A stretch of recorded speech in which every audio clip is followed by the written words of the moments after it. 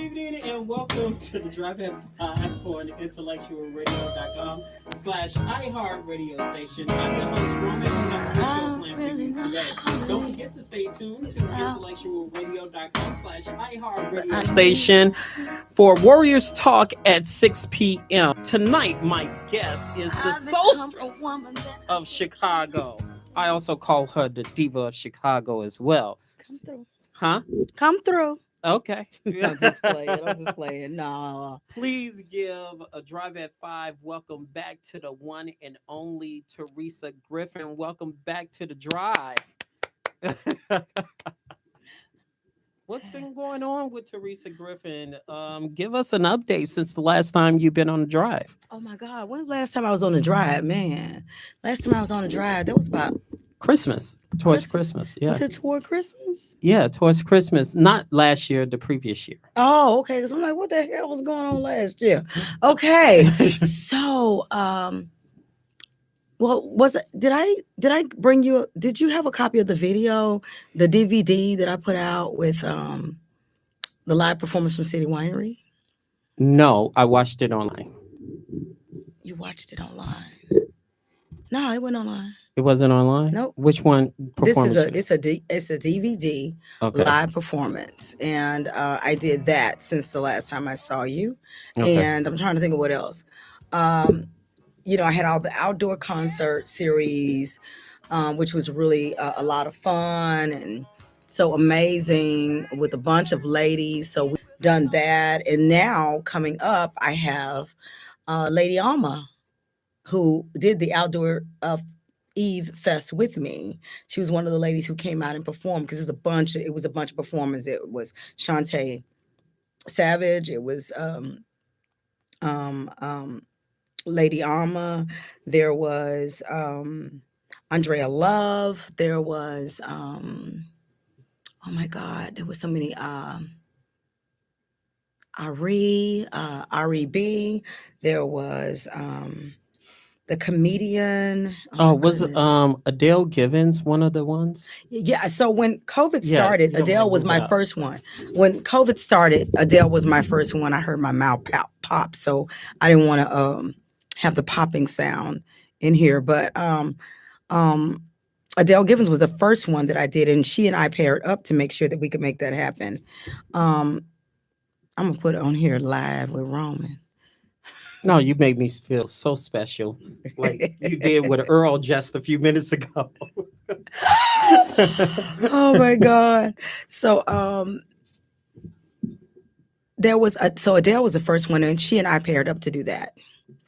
And then after that, I just kept trying to make sure that I created opportunities for us to perform, safely during COVID. And I'm still really COVID conscious.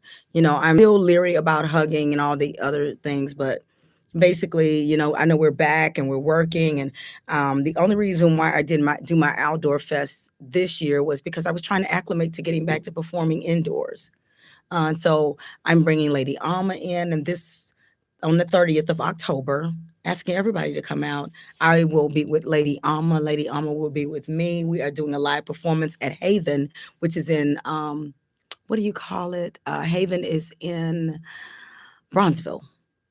And it's a really beautiful facility. It was just opened up by Norman and Norman's Bistro.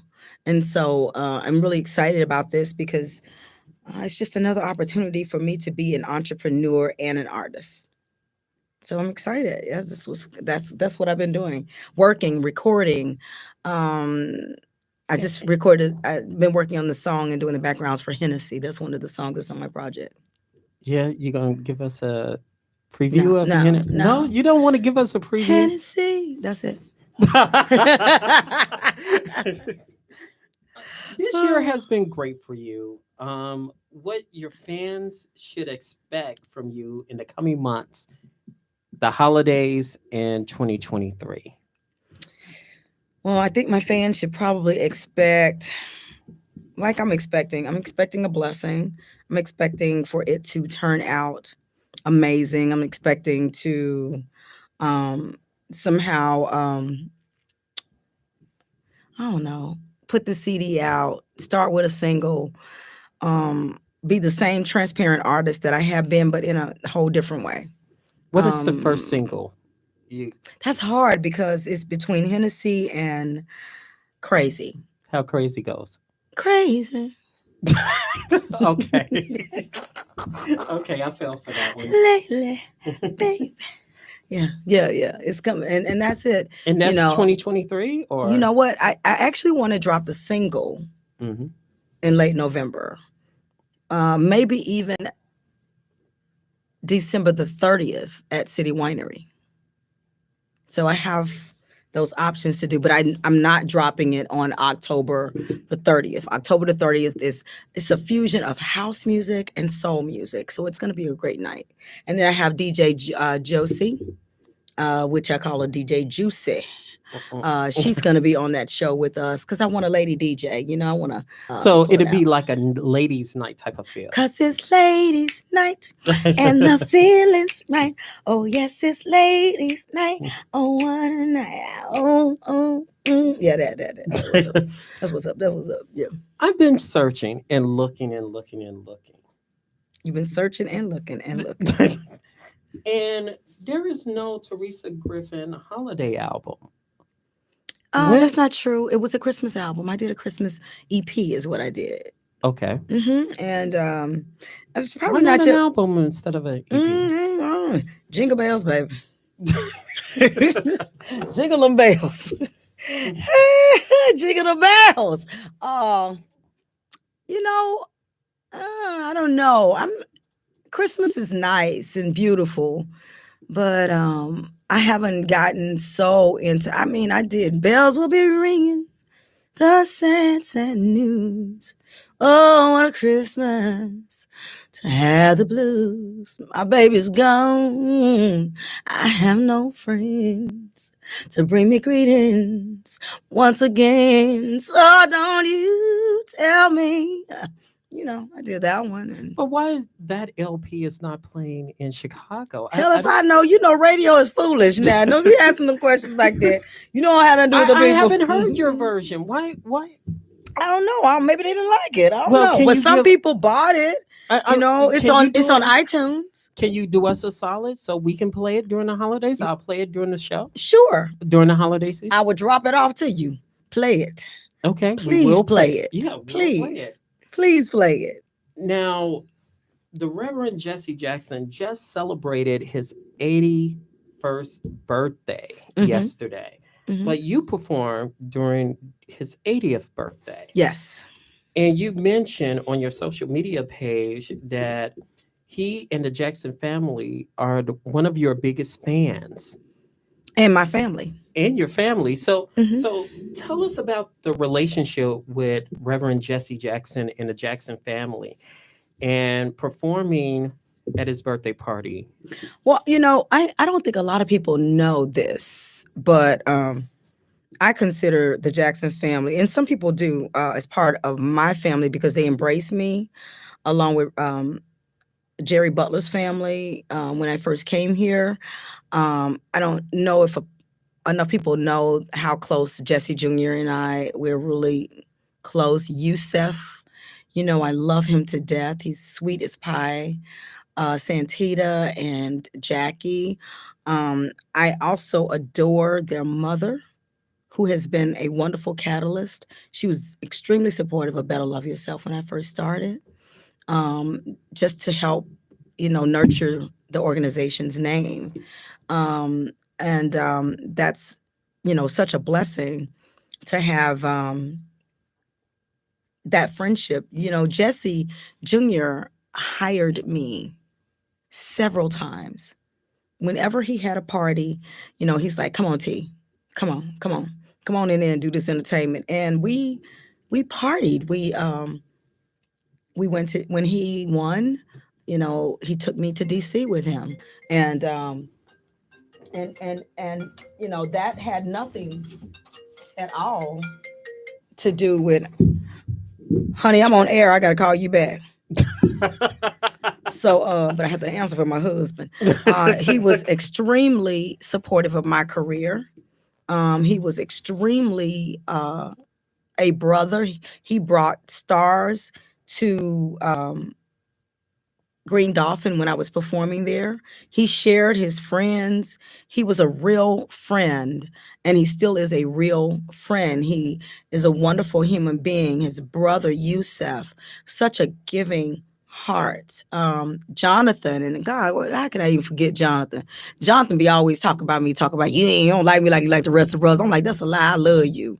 Jonathan is so really smart and sweet. And um, Jonathan is like the brother you can eat catfish with.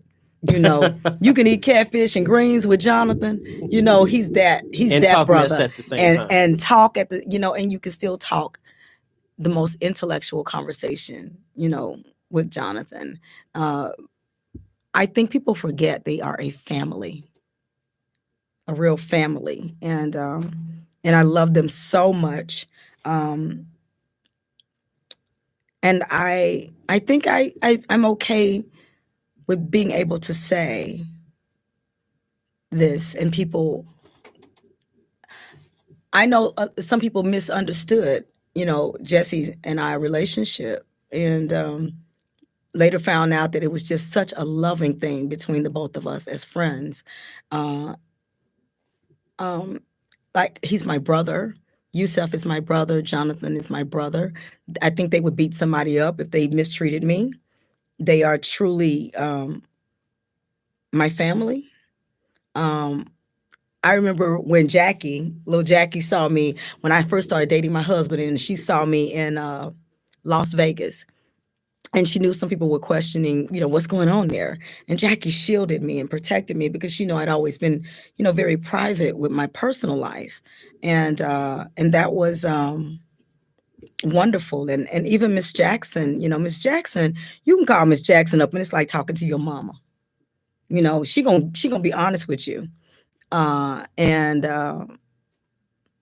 I I think people forget they are real family. Reverend Jackson, the salt of the earth.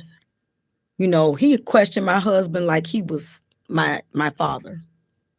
He questioned him. And they showed up for the wedding, and Reverend prayed at my wedding reception. He showed up. They have always shown up for me, and I beat somebody up over them. I mean, to be very honest, we forget people are people. We forget people are human beings. We build them up to tear them down. And I won't let anybody do that. People make mistakes. We make mistakes. Ours just aren't so public. The more popular you are, the bigger your mistake is. And they forget all of the great that Reverend Jackson has done. I challenge them not to forget the sacrifices that his entire family made, and not just him, but his entire family made, for him to say what's uncomfortable for everyone else to hear. When you are talking human rights, it's uncomfortable for people because people don't want to hear, they don't want to know that they're wrong. They don't want to hear the uncomfortable part of life. Um, but these are human beings who live human lives, and we forget all of that. And I will always salute Reverend Jackson and his entire family for losing anonymity, losing the ability to just be anonymous. And at the same time, you have to live up to everyone else's expectations in the midst of what you're trying to accomplish for other people. To put the other people before you can put even yourself or your family is hard. You hopping on a plane is tiring. To go there and fight for someone else's rights. I don't know if people saw Jeffrey Dahmer. If you get a chance to see Jeffrey Dahmer, it's on Netflix. And there is a time in this where they bring the truth about where Reverend Jackson went down to actually, hey, this was a racist problem. He would not have been able to do what he did if he wasn't living in a black neighborhood. And how dare you treat the African Americans in this neighborhood, the Asians and this, it's our brown people have been assaulted and killed. And because you didn't care, and because, this system is in place that you didn't care. And that's an uncomfortable position, for somebody to say, I want that MF dead. I'm tired of him. His life has been on the line for years, speaking about the uncomfortable horribleness of how we are treated as brown and black people in this country. And so He had to stand up during that time. I mean, he could have sat back and not said anything, but the truth of the matter is the police failed a ton of people and it altered their lives and it didn't have to. They allowed a serial killer to annihilate such a large number of African American, Asian, and Latino people or Mexican people because they were brown. Yeah, he had about 4 or 5, you know, Caucasian people, but he was a serial rapist. And to have an Asian child sitting there who was very underage, everybody knows the story. If you don't know the story, I challenge you to watch the series. Because the series is more than just about Jeffrey Dahmer. It is about what allowed Jeffrey Dahmer to do this. And Reverend Jackson went down and was like, hold on, this is not just about Jeffrey Dahmer. This is about what you all allowed him to do. Because a black woman was making the calls, and Niecy Nash plays that role. And the black woman was making a call saying, hey, hold on now, there's a baby. There's a baby. What happened to that baby? And they just was like, and here's the other part where people won't say anything. But this was also about, even then, him speaking up for gay men. For gay men who people didn't, it's uncomfortable. I want to talk about gay men. Well, hell, let's forget what someone's sexual preference is. This is a crime that's happening. And it happened because, even worse, not are they just not black and brown, but they're gay and we're uncomfortable with gay. Well, guess what? Gay is here and gay is going to stay. None of us are supposed to judge. And Reverend Jackson did that. And he continues to fight even now. He is not silent. He's not silent. And his family is not silent. And they have gone through a lot and not been silent. And so I treasure them. I treasure them. I treasure our politicians, underpaid, but they got to work. And I ain't saying all of them are good, but I'm saying a lot of times. And that's why it's important for us to vote. Jonathan Jackson just got elected to Senate. Will you give us an exclusive to say you will be performing when he goes down there? I would not give you an exclusive to say that because I ain't performing. And not yet. I ain't been paid. Now I ain't. Now everybody know I gotta be paid. But no, I don't even know if that's. I don't know what's going on. I'm really a friend. Mm-hmm. I'm a friend. I'm family. If they want me, they'll call me. And if they want to have someone else, I am still going to celebrate the moment because it's not all about me being on stage. It is about me loving them, the way they love me. Tell us about your fan base because you have such a loyal fans out there. That's a good question. Oh, you want me to tell you about my fans?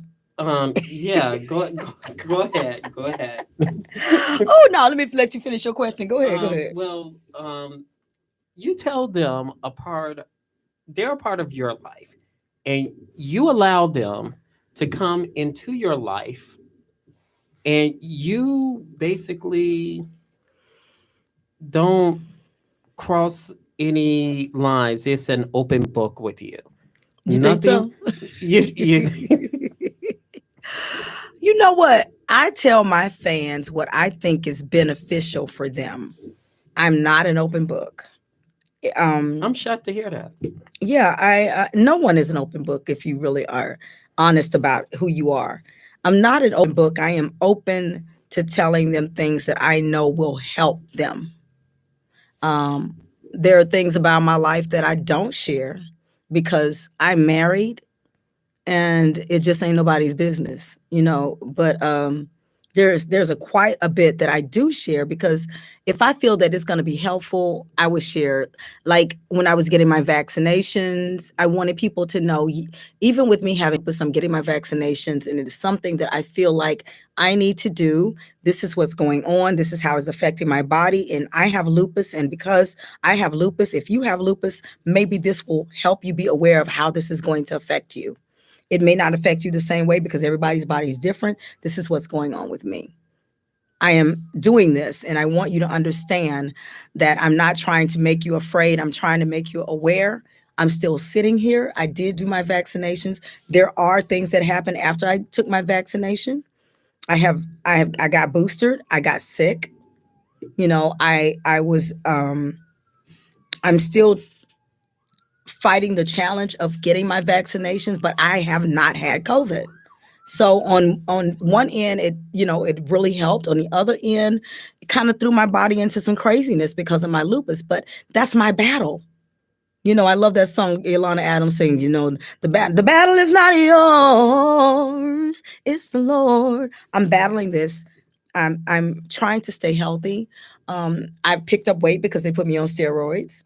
That's my battle. This is my body. I'm not going to apologize for it. Some people's like, oh, you picked up some weight. That's my goddamn business. I just want y'all to be clear about that. But guess what? This is what could happen. And I'm still surviving. I had not caught COVID because I remember catching something, the flu or something before, they said COVID was here in the United States, and it almost killed me. I couldn't breathe. Felt like a fat woman was sitting on my chest, or her elephant sister. I don't know, but I was really, really ill, and they said it wasn't COVID. If I almost didn't get through that, will I get through COVID? Let me take the shot. My husband got COVID. It was an adverse effect on him, and and I knew how horrible it was, for almost a month watching him suffer with that. I did not allow my husband to leave the house. I was not putting him in a hospital. Nobody was going to tell me that they were going to put him on a respirator. This is my husband. We're going to get through this. I looked at Dr. CB's stuff and followed his instructions. And thank God we have a steam room. And I kept him steamed and antibiotic up. And then I thought about the fact that, I used the medicine that they said that was most effective at the time, and it was my lupus medicine. So God gave me lupus so I could save my husband. Do you think that some artists keep it too real? Like, instead of what you just said, keep it to themselves? You know what? I think that not everybody who says that they're being an open book is probably lying because no one tells the truth all the time. But let me use this as an example. And I hate using this as an example, but I'm going to use it as an example. There was something that, and I haven't even talked about this. The day that Will Smith slapped the taste out of Chris Tucker's mouth, I was good with it. And I'll tell you why. Their private business is theirs. If you are honoring him at the Oscars, his private life is not your business. Even if somebody No. broadcast it? I don't care what is going on. If you're going to honor me, then you don't need to embarrass me in order to honor me. And that wasn't just about Will. It was also Javier and Penelope. He made this inappropriate joke saying, hey, Javier, you can't lose. If you lose, you can't go home because it is, basically with women, da, da, da, da, da. How dare you do it? How dare you say it? And then everybody wants to be mad because, let's talk about what really people are pissed off about. They're pissed because Will is with Jada and they think that she's not this good wife. But I always tell people, be careful what you tell other people because then they start judging your life. You shouldn't be with her. She narcissistic. This is it. But you don't dictate my heart. And if I'm in love with that person, if I'm in love with this person, how dare you tell me? I said till death do me part. If you are listening to the wedding vows, the vows said, not till it gets stanky, not till it get too hard. It said till death do you part. Not until this or not until that. Not when the media mad at you. Not until this. It is until death do you part. There was a black man defending his black wife who basically had been picked on before by this black comedian. And this is an Oscar where there's a bunch of black people doing it. So why can't we rise above our ignorance and make it a great Oscar? Are you telling me that we don't have enough writers in Hollywood to make the Oscars entertaining without belittling the very people that you're supposed to be awarding? And now there was another actress who I loved, who was a friend of mine, who called me, and she called me, girl, what about Will Smith? I said, I don't know, because I had just had the most wonderful female conference it was. I don't want to talk about Will Smith making a mistake. I don't want to talk about the fact that he had been pushed into something at on a night that he really should have been celebrated. I don't want people don't know where nobody's mindset is. Do you think he was robbed? I think he was robbed, and the Oscars robbed him because they were inappropriate. Nobody wants ass jokes about their wife. Nobody wants you to talk. It's already an uncomfortable situation. First of all, men's thing is so much different. Let's just be clear. This is a man. And now everybody's got to talk. Everybody's got to dog him with the fact that he is in love with this woman. Is he wrong? Are they wrong for working it out and sticking with it? We'd rather see somebody part and break their vows to God than to support them when they are at their worst. I don't care if she made a mistake. She made a mistake. She had poor taste. She had poor judgment. But usually when we make a mistake, that's what happens. We had poor taste and poor judgment. It just so happened that what she did was absolutely distasteful to most of the country. But it has nothing to do with her being able to redeem herself. You're telling me that some of the stars in Hollywood that's gotten high and pissed on folks and this, that, and the other, and all sorts of other stuff, and you can't. I see some of them have risen back to the top, and everybody forgot that they were so high. Somebody had to get them out of jail. Let's not even talk about that. Let's just talk about the fact that we are ready for this man to leave his wife and not defend her when someone is verbally attacking her. Yes, he could have waited until he got backstage, but when do we really, when can we even think about what was going on in his head at that moment? There was already a distasteful little skit done prior to that in the Oscars. Nobody wants to talk about that. It had happened and it was about their private life. So everybody says, well, Jada needs to stop with the red table. Some people may have been helped with the red table. I remember there was one particular incident, and my husband, the minute it happened, I called my husband. He said, I know what you're fixing to say. There was a client who was a male client, and he was out of hand, and he said to my husband, you know what? I ain't going to pay her. And my husband, who is the calmest person that you could ever walk up on, at the time had just had a hip replacement, and he picked his cane up and stuck it in his face and said, I hope you do. Everybody that worked for me was calling and texting, John's out of character. The truth of the matter is this. I'm his wife. And somebody just threatened, after I spent all the money producing this whole event, to say they weren't going to pay me. The distaste of the person to think that it was okay to do that and say it out in front of everybody else. And my husband was not supposed to react. He's supposed to, let me just talk to you in the corner. Hell no. He was like, I hope you do, in front of everybody, because that's where when the baby actor asks you, spank it where it's at. Now, some of y'all might get up and take the baby out of church and take it to the bathroom and spank the baby because you don't want to do it. And other people will spank the baby right where it is at.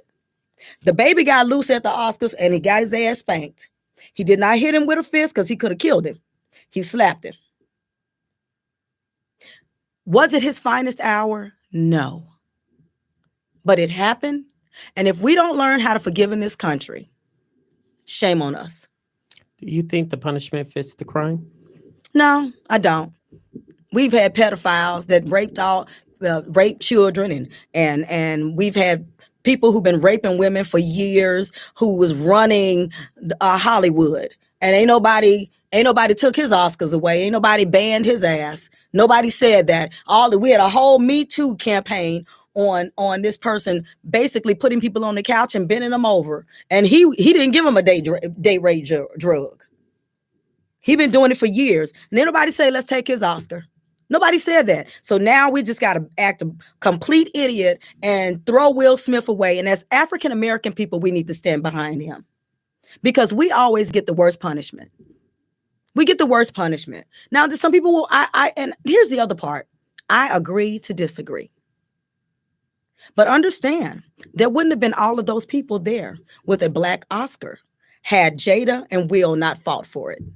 That was the reason why it was there. Because I remember when Chris Rock did the Oscars and his whole thing was, ain't nobody watching Jada movies, no way. But why do you have to be this major superstar to make things happen? They use their name to make it happen. And they made all of that happen. And so why do they have to be belittled after it happened? Instead, we want to see all the negativity. But I challenge people to stay out of their bed. They brought it to the forefront. 9 times out of 10, when entertainers bring stuff to the forefront, somebody else is forcing it.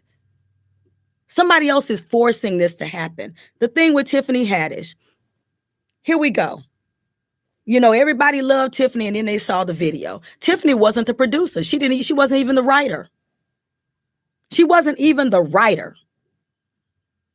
And here this happens where she has no control over anything except noticing later on that this ain't quite going the way it should.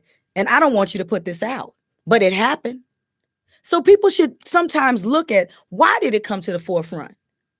Even though later on it said it ain't about the money, it was about something.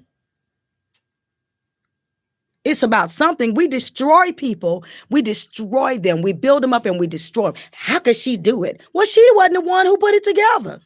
And after she saw it, she didn't want it out. But nobody gives her credit for that.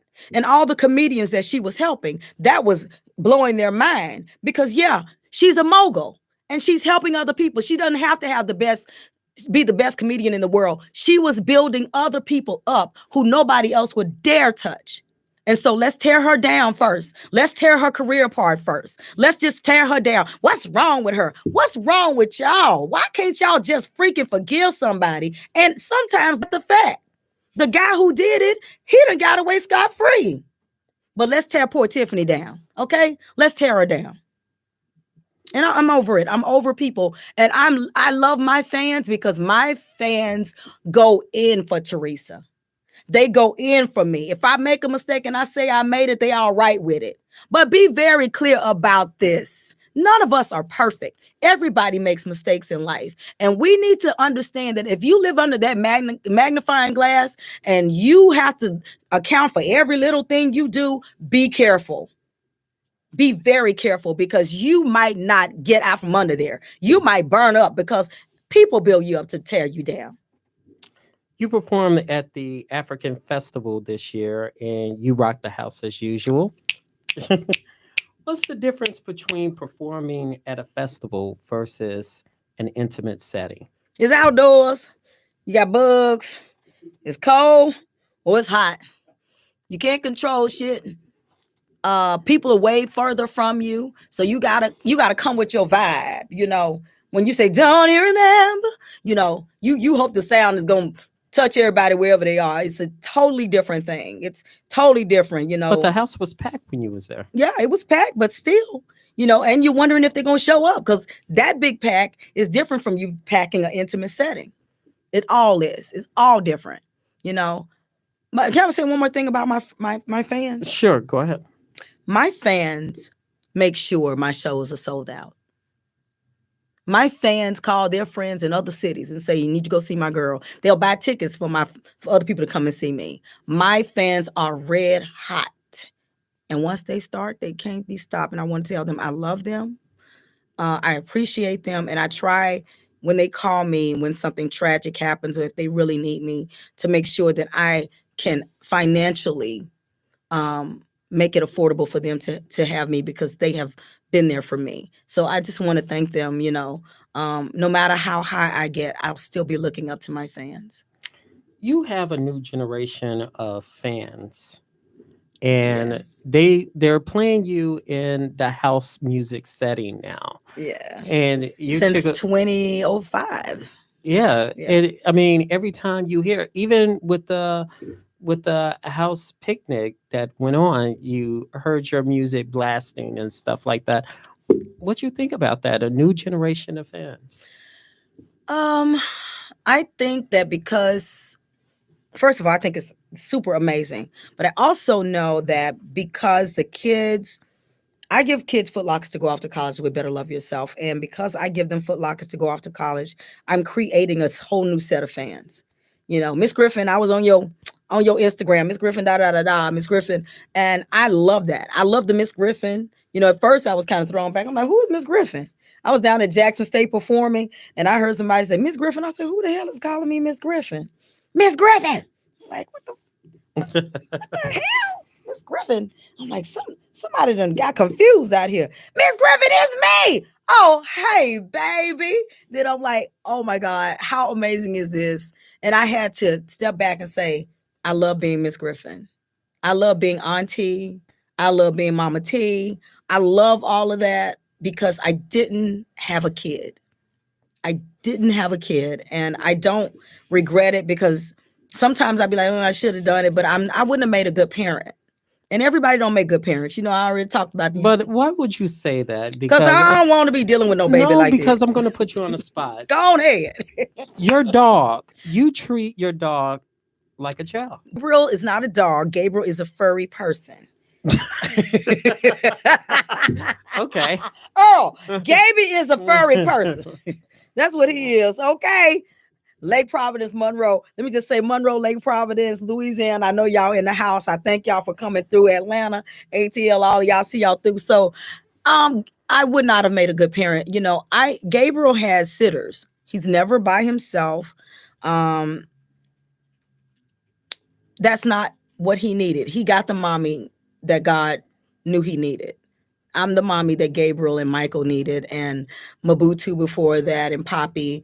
I'm that mommy. I've always loved animals. I always love their little fur. I love the furry people because they love you unconditionally. And I used to take them to the show and put them in the car and put them on the stage in a little bag and stuff. I've had all of that, but as a parent, you can't do that. You can't put your child in a little bag on the side of the stage and let them, you got to pick them up from school and do the right thing with school. That's different. He is my furry child, but I am clear with a child. When you leave out the door, if Gabriel cries when I walk out the door, what if my child cries because I haven't spent enough time with them? I know I spend time with Gabe, but a child is someone you're steering to be a vibrant part of the world who's supposed to be prosperous in the world, and you're teaching them. Gabe is supposed to bark and do what he do and protect mommy and say, hey, lady, I can't carry you, but it's time for you to run. But the other thing, but past that, I think when you raise a child, you need to be an exceptional human being. You do a Facebook Live cooking show. Mm-hmm. And I asked this over and over again, and you said you'll have an answer for me. Okay, I'm going to ask this again. Will there be a Terisa Griffin cookbook? There is a Terisa Griffin cookbook app. And the great thing about my app is I can upload new. Will it be a hard copy soon? No, I like the app. It's a cookbook app. You go on the App Store, put in TEE space THYME, tea time like the herb, and you download it and you pay. You get 31, 32 recipes with it, which is almost like $1 recipe is basically what you just paid. And then there's an a la carte section where I can update it. If I ever do a hard print, because printing now is much more expensive. And the reason people, they're killing trees to print. So if I do that, I know it's going to cost a lot of money. So I just want them to go get the app, because with the app, if I'm cooking tomorrow on Tea Time, and really I'm trying to take a break, y'all, I love y'all, but I just need to get through this week because I'm going on a cruise, but I think I won't be able to do Tea Time when I go on the cruise because I'm performing on it. So I got to cook tomorrow. You see what I'm saying? Because I'll be gone the week after. And I'm just, I'm waiting. It'll be on E360 TV because I'm leaving an episode for them. So it will still work in that time slot. But at the same time, I can add up I just did chicken salad, deviled eggs, and I can put that recipe on the app and somebody can buy the recipe for $2.99, and then they have it. And then they can cook with me with the episode. But that's with a book, whatever you put in there, that's exactly what it is. And it doesn't allow me to alter or say, hey, in this recipe, something I found that this works better. So I'm adding this to this recipe because this will help you. I really, really wish we had more time. Oh, what you want to ask me? What else you want to ask me? Go ahead, right quick. I want to ask you this question, if I can get a couple more minutes here, because I know you got to go off. Yeah, I have to go off. We discussed the diva and your history. Do you feel like your history in the music business is being respected by other artists or not? Do I think that my business is being respected? Been in the music business Okay. for I don't want to say Almost 30 years. No, it's yeah, fine. 30 years. Do you think you feel the respect from other artists? I don't care about other artists. And none of them, I don't care what they're doing. I don't care. I mean, I love and respect other artists, but I don't care if they respect me, because I need to respect if I carry myself with any level of respect, it's going to be good. So I don't really care what other people think about me. I don't care about that. Okay. And on that note, don't be a stranger to the Drive at 5. Teresa, you got a show coming up. Go ahead. Please buy my tickets. It's on Eventbrite. It's Terisa Griffin and Lady Alma Halloween. It's a pre-Halloween show. It's October the 30th. Please buy my tickets and hurry up and hurry up and hurry up. I love you. I love you. I love you. All right. Right? Let me say this. Okay. Earl, y'all got my mask. So I want y'all to know that they got my mask over here. I donated. I gave you a mask last time. Y'all got my mask, my queen mask. Okay. I'm giving this to them. All right. Thank you. Don't be a stranger from Earl Winfrey. Roman, I love you. No problem. Same here. Earl Winfrey, Wonder Behind the Scenes. You guys have a wonderful. Yes, I need to leave you. Compromising all that I really hate. See, I need